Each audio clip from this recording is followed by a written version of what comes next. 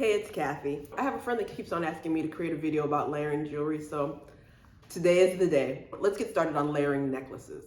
When it comes to layering necklaces, the first thing I always tell people is really consider the neckline of either the dress or the top you're wearing.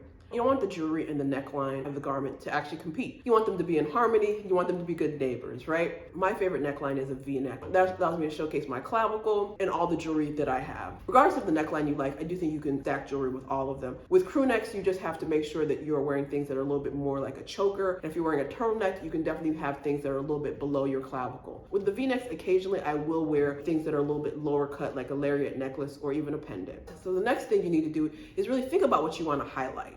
I like to highlight my clavicle. I feel like I'm busty, so I feel like people tend to look here and I want to bring their eyes up here, my clavicle and above. Everybody's different. There are some times when I'm wearing a low cut shirt where I'm either going to wear like a lariat necklace or a pendant and I want to bring your eyes down.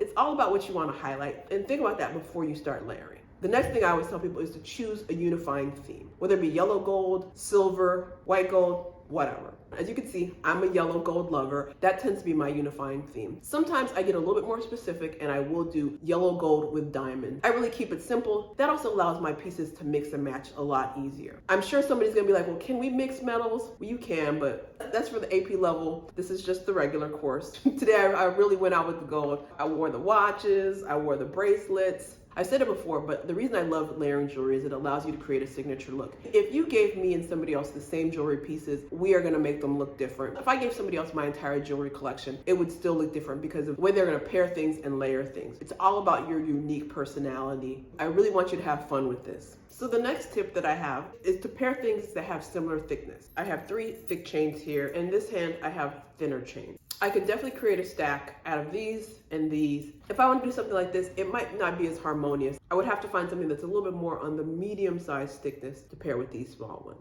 This is something that you definitely need to play around with. I could definitely put all of these together on my neck. They all have varying thicknesses. So if you have a very large stack, you can definitely go Mr. T on people and put all of these together. But if you're doing a smaller stack, which most of us are doing, you almost need things that are almost like in the same size family. So thickness matters. It's almost like staying in your clothes size. Like I wear a 4-6. I know that if I try it at 2, it's more than likely not gonna fit. And if I try an 8, it might be too big. Find a range you like. You can definitely go outside of that range, but I do think pairing things of similar thickness is the easiest way to go. If you're just getting started, I like to think in 3s. Stacks of 3 and 5 tend to be my favorite just in terms of the balance and harmony. So these chains have 3 different thicknesses, 3 different lengths, and 3 different designs. If you're gonna be advanced and try to do it with 5, the same concepts apply, you just add more to it. You can definitely stack necklaces that are exactly the same, you just have to make sure that the lengths are gonna be different. Think in 3 different lengths, 3 different thicknesses, 3 different types. So once you have the 3 pieces you're gonna stack with, I always tell people, pick a hero piece. So the hero piece is the piece you want people to look at first. It tends to be the largest piece or the piece that you're wearing furthest away from your face. You could also do one that's closest to your face, however you wanna do it. Even though you're layering, you still want a focal point and you're gonna build off that. So let's say using the necklaces that I have as an example. So this large paper clip necklace is like the hero piece. This is the piece that people are like, oh, people are probably gonna notice first. You know, I have a little chain in the middle that people might even miss, but then I have a small little herringbone choker, right? They're all playing together, having a good time, but I think most people are gonna pay attention to that hero piece. Once you have that hero piece, you're just trying to create balance. What I tend to do is the hero piece is the largest,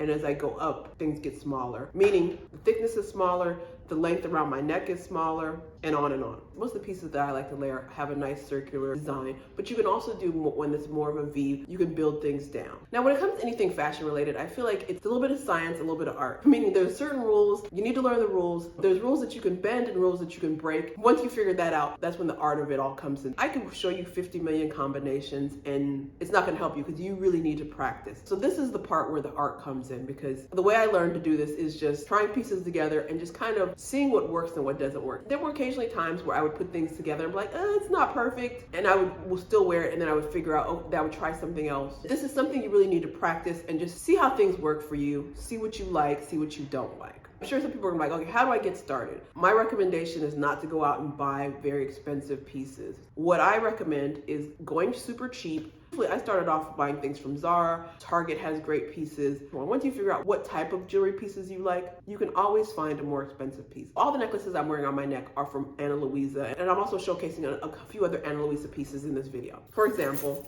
This is a paperclip necklace that I got from Zara. It's decent. It's not gold at all. So this piece that I have on my neck is from Ana Luisa. It is 14 karat gold plated. Once I realized that I like this, I knew I could upgrade and buy this at a higher price point. No need to go out and buy a bunch of yellow gold when you find out that you like white gold. Play around with it on a cheaper price point, figure out what you like, and then you splurge, right? Anything fashion related, if you're unsure, start off cheap, whether it be fast fashion, thrift store, and upgrade as you realize you actually like this. So that was my intro on how to layer jewelry. Let me know in the comments if you have any other specific questions and I can make a more advanced video. And if you'd like to see a video where I talk about fashion mistakes, including not accessorizing, I'm gonna link it here. All right, see you next time. Bye.